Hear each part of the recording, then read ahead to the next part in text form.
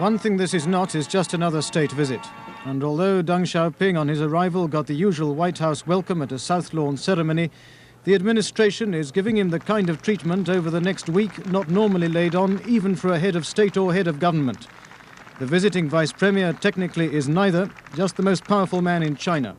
And his reception here included officially a 21-gun salute and unofficially a crowd of Taiwanese demonstrators outside the gates.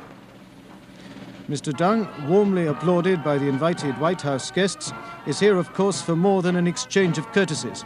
And even as he arrived, an interview with him was published here in which he described the Soviet Union as a hotbed of war and called for an alliance between China, the United States and Japan to place curbs on what he called the Soviet polar bear.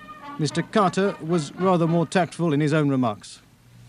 We expect that normalization will help to move us together toward a world of diversity and of peace. Mr. Deng himself gave a short pessimistic speech, saying that the factors making for war were visibly growing, but he shared the American sense of this as an historic visit.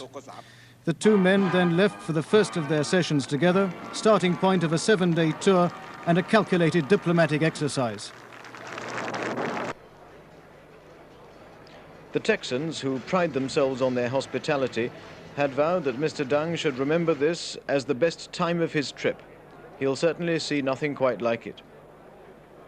They also expected that he and the other Deputy Premier, Fang Yi, should wear the Texan hat.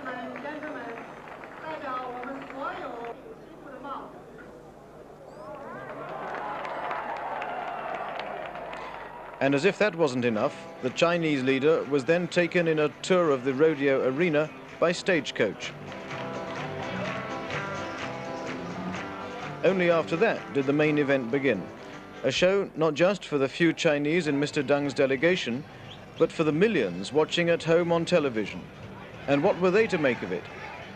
Their commentary would tell them that cowboys were not the gun-toting bad men of Wild West legend, but agricultural laborers and heroes of the people.